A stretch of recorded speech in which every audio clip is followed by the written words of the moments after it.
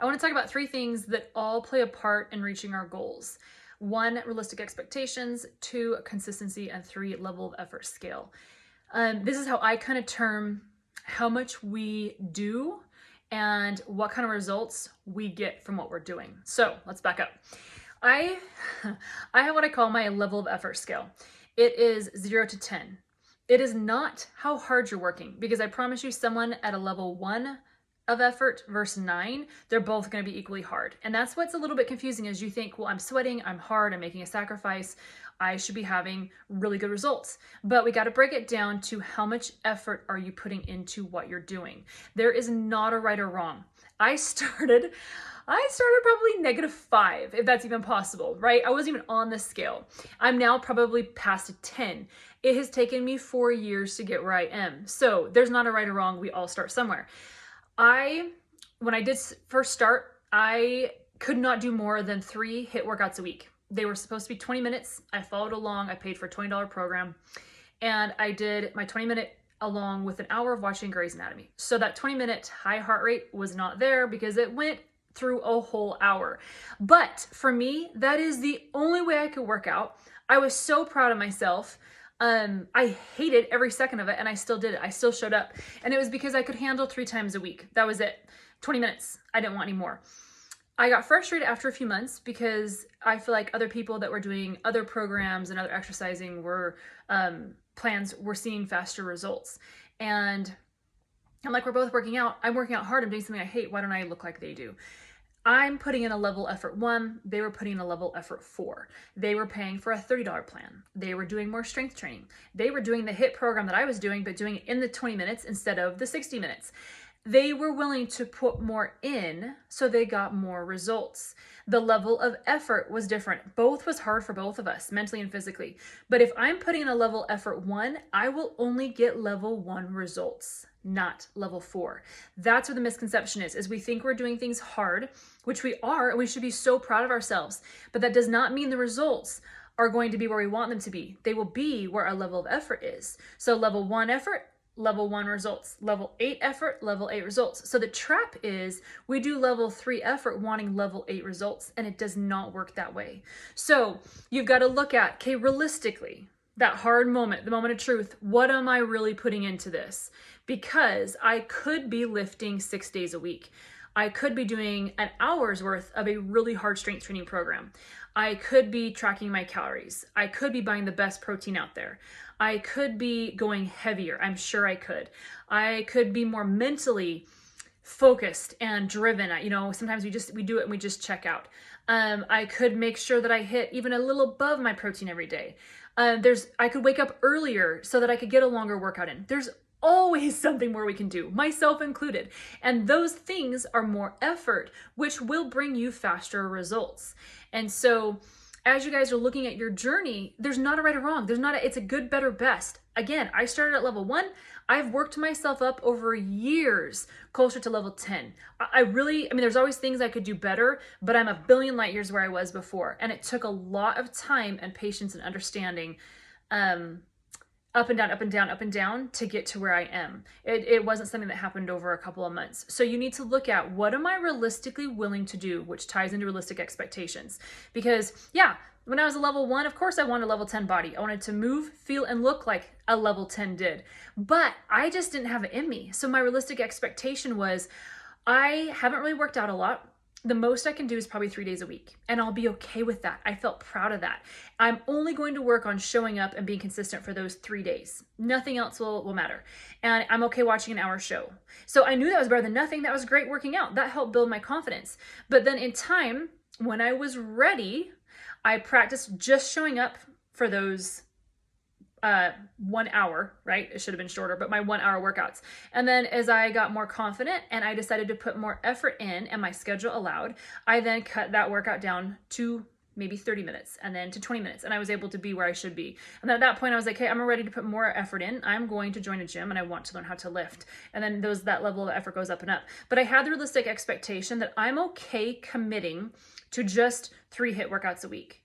And then it was like, I'm okay committing to 2 days of lifting a week. and then I'm okay committing 3. So as your level of effort and your schedule and your desire changes, you focus on those habits, and that's what you're consistent with. But when we give ourselves an unrealistic expectation and we're like, hey, I'm going to be consistent with this habit, I'm going to show up every day, that's wonderful. You want that. The problem is realistic expectation isn't there, so we burn out.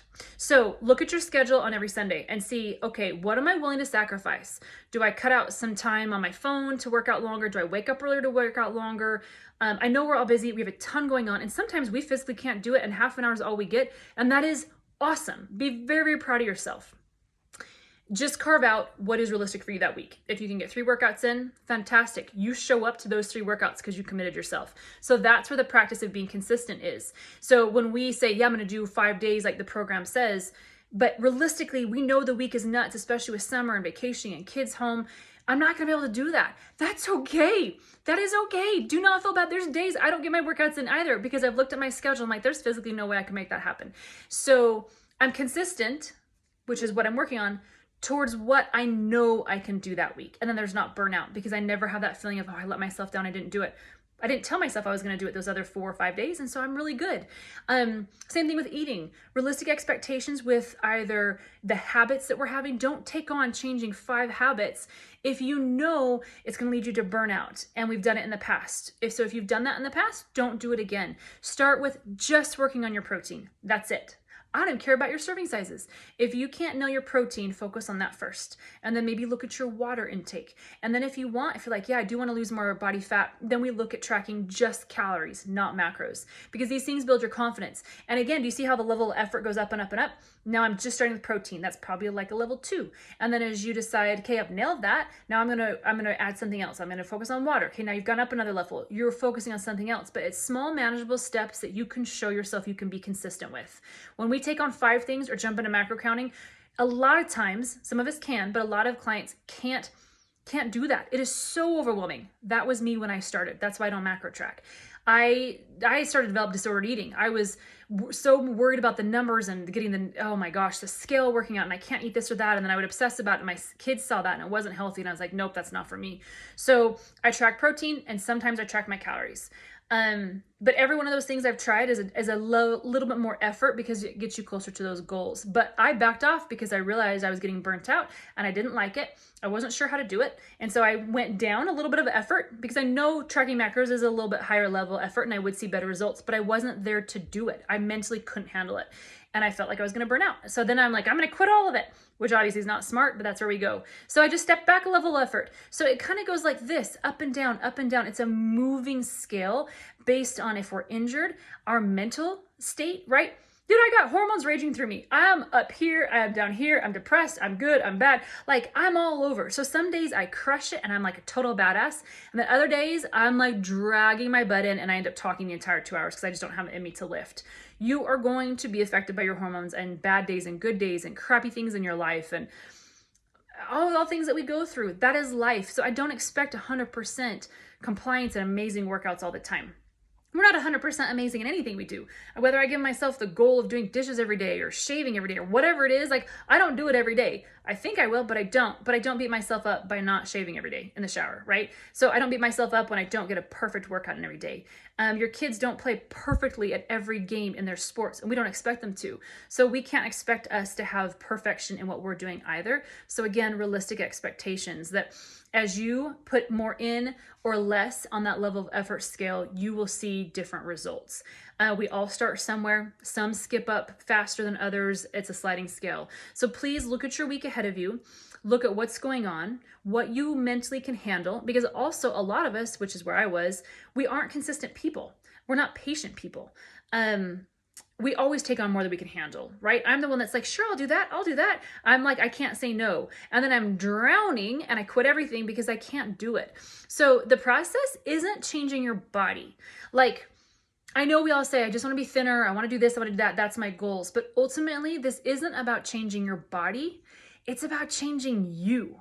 Like, I am a completely different person now than I was then. Like, insanely different. in such good ways. And so as I've realized that as this journey has gone on, that's what I want to instill on you guys. Like, yes, will your body change will get you to be able to move, feel, and look better, which are my 3 things? Absolutely. But you yourself, your mindset is going to be so different. So this is a process of changing you, like literally you, not the physical. The physical side, the body fat loss, the muscle gain, that is a byproduct of you changing, because we're not worried about the scale. We're worried about our habits. And so as you become more consistent, as you become more forgiving of yourself, if you become more patient with yourself, if you become more hardworking, if you become more someone that gets out of their comfort zone more, maybe you start going to a gym because there's more weights to use and you'll see better changes because you didn't have enough at your house. All those things are more level of effort that are hard. And you do them, and that process changes you. Your confidence will grow. Then the body changes, right? We go up that scale of level of effort as you become different. You take on more and more. So please, in summary, every week, look at what's going on and be very realistic. And also look at your personality. Am I a consistent person? No. So this is going to be really challenging. So I'll start smaller, build that confidence. Start with smaller nutrition habits. As you, again, work on these through the week, you'll feel better about yourself instead of feeling worse because you didn't get everything done. And then just be consistent, like as much as you can, with the little amount of realistic goals you give yourself. So if you say, I'm going to work out twice this week, if you have a day where you're just mentally not there, still show up at the gym. Still show up. Show up, sit in the parking lot, come back home. Put your gym clothes on, go into the gym, sit for a few minutes, meditate, stretch, read, take a nap down there. You've still kept that consistency to the habit and you showed up. And it's going to be okay because you only told yourself you're going to do it twice a week. So you're not doing that every single day to where it becomes unhealthy, but you do anything that you can, minus being sick or injured or, life events that happen and your day's destroyed. Be as consistent as you can with realistic expectations. That's the key, because then you don't burn out. You're like, I know I can do this, I just don't want to. Still show up, and I promise you in time it will get easier and easier, and you'll be so glad because you are different and the body is just a reflection of that.